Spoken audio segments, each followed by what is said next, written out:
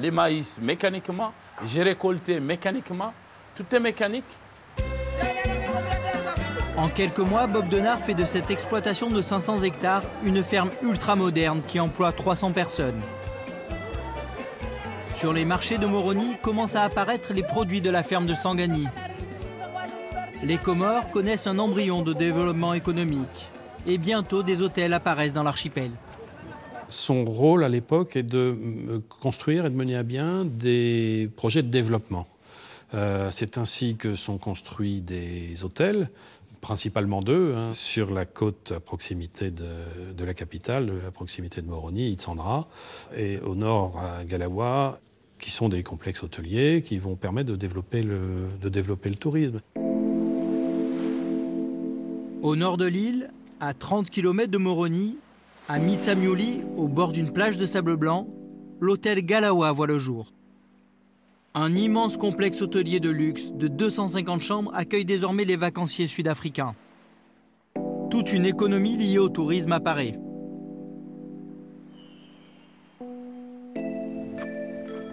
Nixon est l'un des guides de l'hôtel. Comme lui, 200 personnes des villages environnants travaillent au Galawa. En face de l'hôtel, la maison de Denard, l'une des mieux situées de la région, avec une vue imprenable sur les plages du Galawa. C'est à cause de Bob Denard qu'il avait l'hôtel Galawa. Lui, quand il venait ici, peut-être il a vu comme la plage était déserte et tout, il n'y avait rien. Il a inspiré que bon, il fallait que je construise quelque chose, que je fasse quelque chose à cette plage. Il ne restait pas toute vide. Et c'est là qu'il a eu les idées de venir construire le Galawa.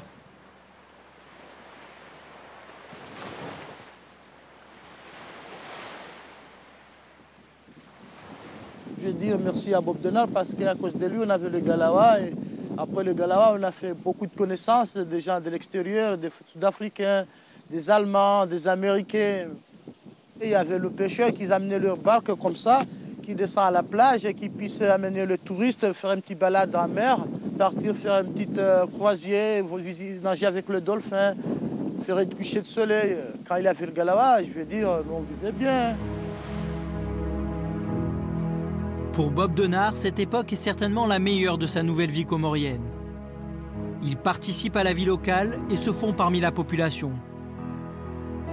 Il se convertit même à l'islam, la religion dominante aux Comores, adopte le nom de Mustapha Mahadjou et épouse une Comorienne.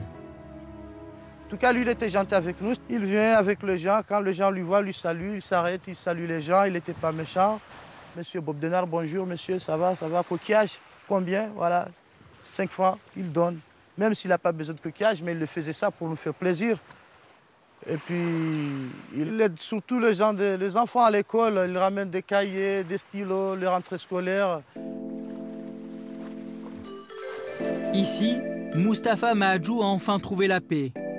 Homme d'affaires prospère plutôt que mercenaire. C'est la période dorée. C'est formidable quand même pour un mercenaire. Vraiment, c'est la belle vie, quoi. C'est l'image du corsaire. C'est ce qui a donné cette illusion que ces mercenaires étaient des corsaires au grand cœur et que, bon, voilà, ils y allaient non pas pour le côté sombre de l'affaire, mais pour le côté doré, le soleil. Et puis l'argent coule suffisamment à flot. Mais cette période dorée ne va pas durer. La réussite de Denard dérange. Ses détracteurs dénoncent sa mainmise économique, politique et militaire sur le pays. La population, qui jusque-là s'était accommodée de sa présence et de celle de ses mercenaires, commence à réclamer son départ. La contestation monte, la révolte gronde. Le mal est fait, c'est-à-dire qu'ils deviennent impopulaires. De plus en plus, ils prennent du pouvoir, de plus en plus, ils sont apparents, de plus en plus, ils s'affichent. C'est-à-dire qu'y compris dans la deuxième phase, Denard s'installe, est présent en permanence là-bas. Ils font des réceptions, ils prennent des femmes locales pour certains d'entre eux. Ils commencent à avoir un sentiment de toute puissance alors qu'au début, ils étaient extrêmement discrets et ont une accumulation d'incidents. Le type qui se fait rabrouer dans un match de football, il casse la gueule au truc autour ou qui est mal servi dans un restaurant, la GP des boules. Enfin, des choses qui finissent par vraiment exaspérer à la fois la population locale et la classe politique locale. Ce mercenariat avait des responsabilités militaires, mais aussi économiques. Et après, on s'est rendu compte qu'il dépassait les instructions, leurs prérogatives. La sonnette d'alarme est venue des Comores même, où ils ont demandé assistance à la France. C'est la France qui a envoyé Bob Denard ici. Donc ils ont demandé à la France de faire soit calmer Bob Denard, ses appétits, soit de le faire partir. Malheureusement, ça n'a pas été entendu et ça s'est passé autrement. Mars 1985, coup de tonnerre à Moroni. Une tentative de mutinerie éclate au sein de l'AGP. Des soldats comoriens de la garde présidentielle se rebellent contre leurs officiers. La répression est féroce. Une dizaine de mutins est jetée en prison. L'avertissement est sérieux. La puissance de l'AGP est ébranlée. Le pouvoir de Denard est en train de vaciller. Hassani Adili se souvient de cette période charnière du milieu des années 80. Il explique les raisons de la montée du mécontentement et de la fracture avec la population. Le mercenariat avec les Comoriens, ça a conduit à deux mondes parallèles. Il y avait les Comoriens d'un côté et les mercenaires de l'autre. Des mercenaires qui avaient tout et des Comoriens qui étaient pauvres. Simplement, il n'y avait pas de lien. C'était des gens qui se sont fabriqués une loi à eux. Eux, ils avaient tout, nous, on n'avait rien. Ils avaient le pouvoir, on ne l'avait pas. On ne pourrait même pas oser, dès qu'ils rentrent, même par exemple, soi-disant pour un effet banal, s'ils rentrent dans une boutique, il fallait s'écarter pour qu'on les laisse se servir d'abord. Cela ne veut pas dire que c'était pas du tout bien. Eux, ils étaient armés, nous, on n'était pas armés. Donc on était complètement, disons, livrés à nous-mêmes, parce que c'était eux la loi et on ne pourrait plus rien faire. Donc notre pays a régressé. Finalement, qu'est-ce qu'on peut dire? L'État lui-même, à ma connaissance, d'après ce que je voyais, n'avait aucun pouvoir sur eux. Il y avait l'État d'un côté, les citoyens de l'autre, et puis les mercenaires du troisième côté. Des rumeurs d'exactions et de torture commencent à courir. Le divorce entre les Comoriens et les mercenaires est consommé. C'est à cette époque qu'Ali, le frère d'Hassani, est tué dans des circonstances troubles. Il avait 24 ans.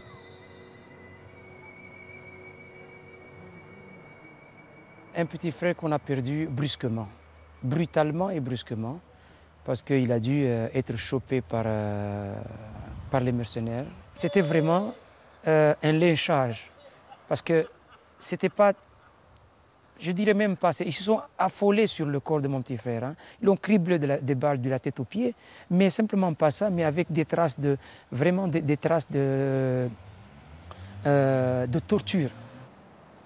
Mon vrai problème, c'est quoi? C'est que jusqu'à maintenant, je n'ai pas fait le deuil. Parce que comment aurais-je pu faire le deuil dans un pays où des actes abominables comme ça ont été perpétrés et que même le pays n'a même pas jugé? Je vis avec des gens qui m'ont fait du mal, qui ont fait du mal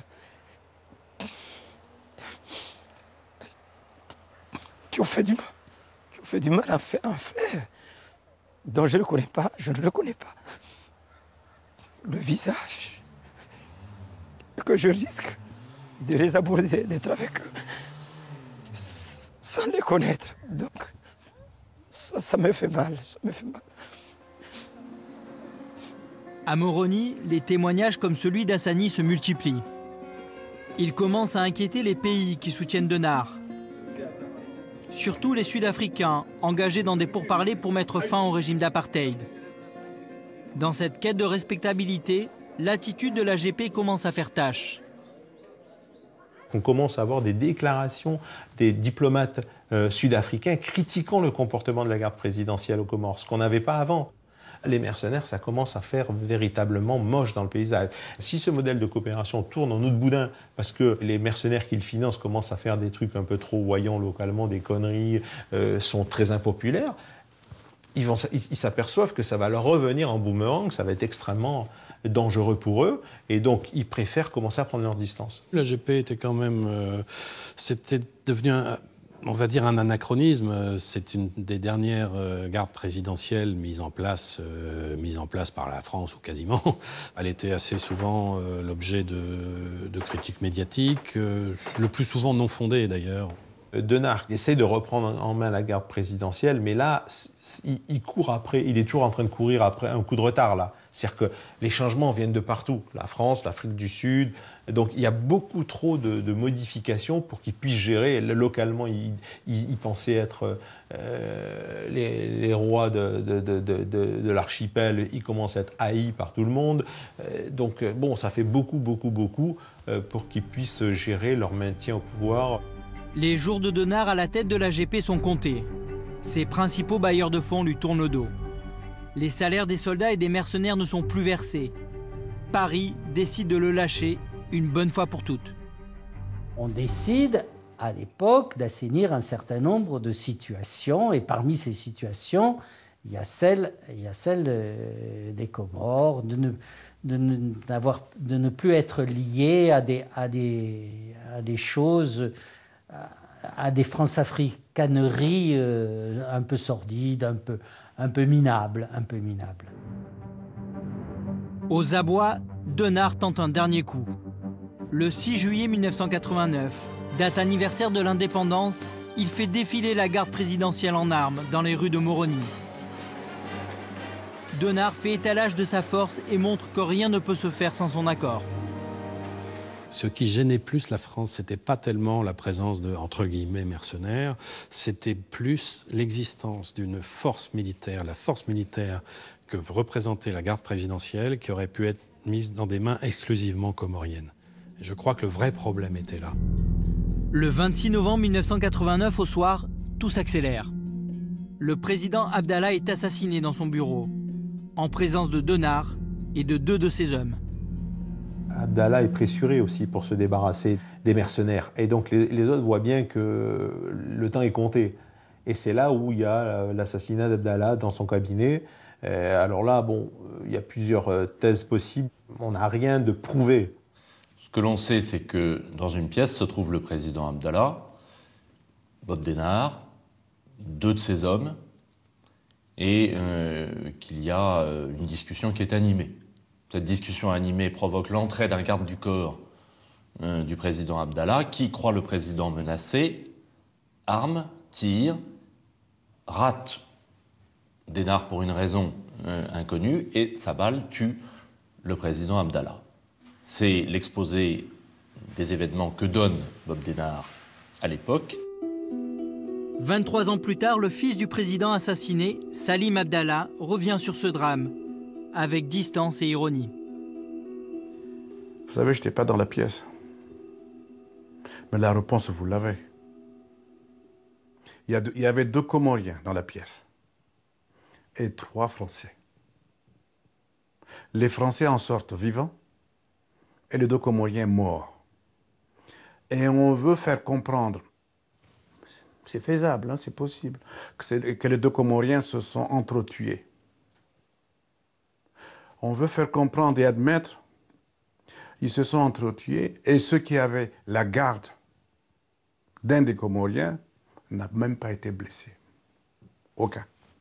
Donc la réponse, je ne l'ai pas, je n'étais pas dans la pièce, mais ça me paraît bizarre. Et en tant que fils, tout ce qu'on me donne conversion, j'accepte. Ce qui est clair, c'est que ceux qui ont vu Bob Denard sortir du bureau du président Abdallah témoignent tous de la même chose. Il était absolument hors de lui et il savait qu'il venait de perdre, je dirais, la clé de son maintien aux Comores. Coupable ou pas, mystère. Mais une chose est sûre, à Moroni, les dés sont jetés. Le départ de Bob Denard est désormais inéluctable. D'autant que la population comorienne manifeste désormais ouvertement son hostilité. La France et la République sud-africaine s'accordent sur un point. Il est temps de mettre un terme au règne de Denard sur les Comores.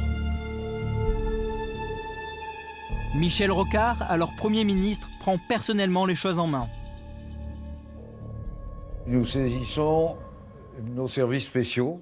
Je saisis les services spéciaux pour voir ce qu'on peut faire avec cette bande d'énervés mercenaires qui voulaient contrôler un petit État pour avoir une base probablement mafieuse ou d'exportation de mercenaires ailleurs, enfin je n'en sais rien. Je n'ai plus entendu parler de rien, ce qui veut dire que les services spéciaux ont superbement travaillé. On est d'accord avec les RSA pour dire que le temps de M. Denard là-bas est terminé. Et donc, voilà, on négocie avec M. Denard son départ honorable. « 200 militaires français débarquent à Moroni. Denard négocie son départ et accepte son exfiltration en Afrique du Sud. L'important, c'est qu'il n'y a pas eu d'effusion de sang. Pour les Comores, j'espère que tout ira bien. Je le souhaite. Vous avez vu ce que les Français ont fait? J'espère qu'ils continueront jusqu'au bout maintenant pour que les Comores vivent dans la paix et la prospérité parce que le peuple comorien le mérite. Le 15 décembre 1989, sous la pression des militaires français, Bob Denard quitte les Comores pour Pretoria. Bob Denard fut exfiltré sans que personne n'y voie rien dans le monde entier.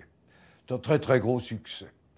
Et nous avons ramené les Comores, grâce à cette opération de la DGSE, admirable, à une situation de paix civile locale. La parenthèse Denard se referme. Elle aura duré 12 ans. À Moroni, le calme est revenu.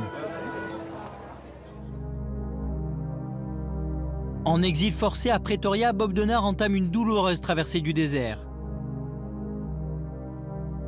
Son rêve est passé. Il rumine sa mauvaise fortune comorienne à ses rares visiteurs.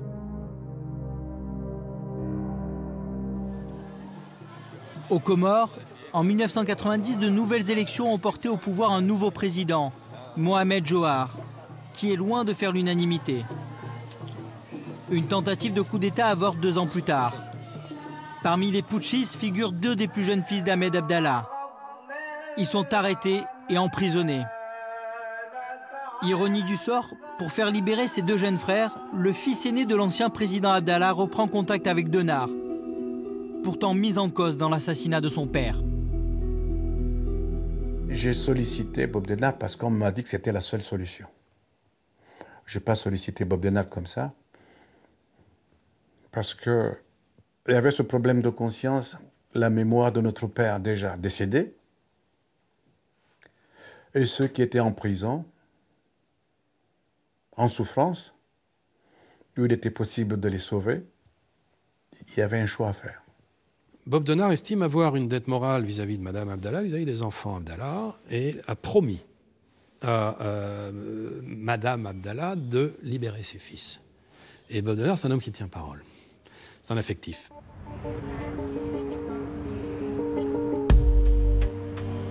Juin 1994, Genève.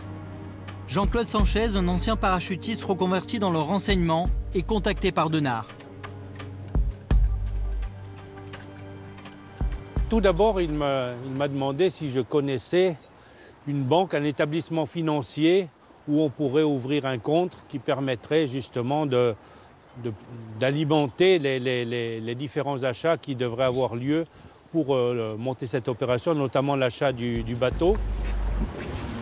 Pour cette nouvelle opération aux Comores, Bob Denard affirme disposer d'un budget conséquent, estimé à 2 millions d'euros. L'origine des fonds, il y a 2 origines en tout cas connues, celle des frères Abdallah, celle du prince Kamel, et la troisième, bien, ce sont des fonds secrets des services. Financé par le clan Abdallah, par les services français et par un homme politique comorien, les préparatifs pour cette nouvelle mission sont lancés début 1995. Il achète le bateau à Bergen. Le bateau subit un certain nombre de transformations à Rotterdam. Tout ça au nom d'une mission de recherche archéologique aux Philippines. Alors, ça permet de donner un petit parfum de chasse au trésor. C'est très bien ça, parce que ça permet de garder une certaine discrétion, tout en faisant en sorte que c'est normal d'avoir des gens qui ont plus un profil d'agent de sécurité que de marin à bord. Pendant ce temps, Jean-Claude Sanchez s'envole pour les Comores. Avec 3 complices, ils sont chargés de préparer le débarquement. Notre rôle avait plusieurs aspects. D'une part, déjà, sentir un petit peu l'atmosphère là-bas, s'imprégner un peu de l'atmosphère sur place. D'autre part, repérer des endroits effectivement de possibilités de débarquement. Et puis le troisième point, avoir des véhicules pour l'acheminement des gens qui ont débarqué au point où il devait opérer. C'était pendant les 15 jours que nous avons passés en repérage, où nous jouions les touristes. On voit d'ailleurs, je suis en Bermuda, en couleur, en maillot de corps. Alors au final, notre choix s'est porté non sur une plage, mais sur un endroit où il y a une coulée de lave qui se jette dans la mer, mais qui était un endroit très, très discret. Le Vulcain quitte Tenerife le 26 août 1995. La traversée va durer 1 mois.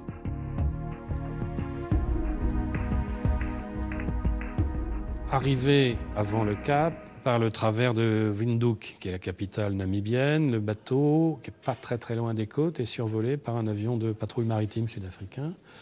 Très basse altitude, battement d'ailes. Ah, vous êtes là, c'est normal, bonjour, au revoir. Donc, si vous voulez, ça nous donne quand même la certitude que cette opération, elle est connue du monde entier, enfin au moins des gens qui doivent la connaître, et qu'il n'y a pas de problème. Le 27 septembre 1995, à 1h30, Denard, à la tête d'un commando de 30 hommes, débarque dans la crique du Trou Charmant, balisé par Jean-Claude Sanchez et son équipe. Le plan se déroule comme prévu.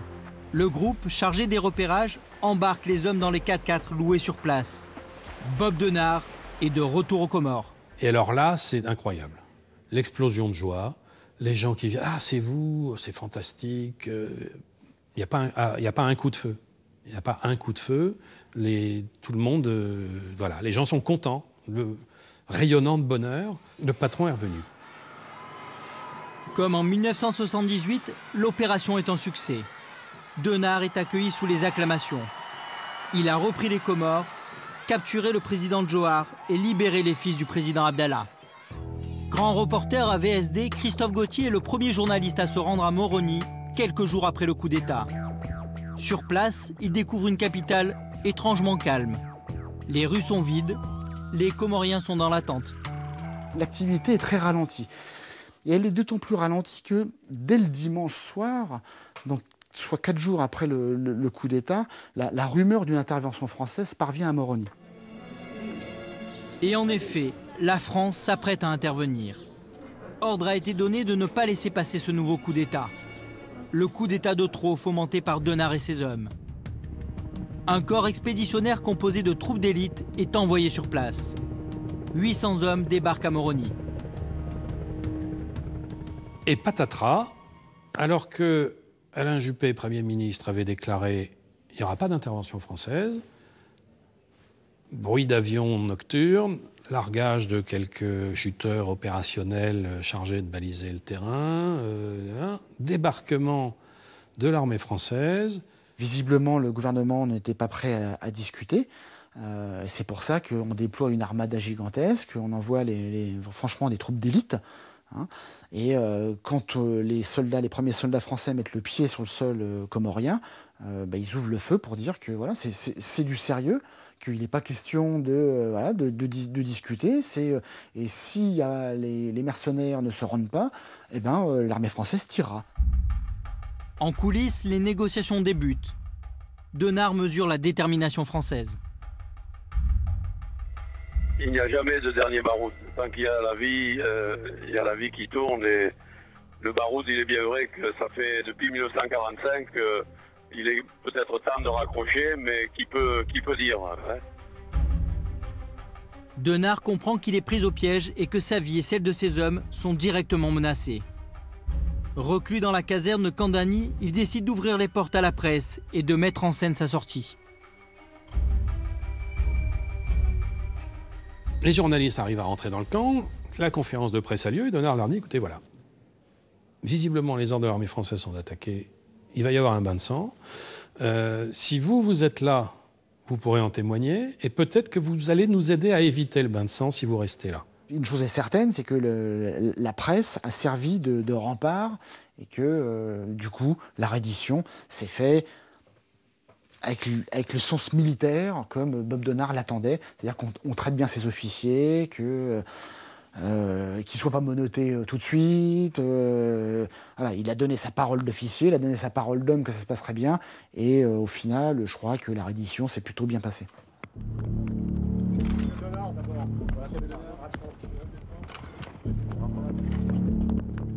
Devant les caméras du monde entier, le vieux baroudeur de 66 ans tire sa révérence et se rend aux hommes du GIGN. Vaincu par la raison d'État. Le colonel mourra 10 ans plus tard, sans revoir les Comores. Ça ne s'est pas passé comme il l'aurait souhaité.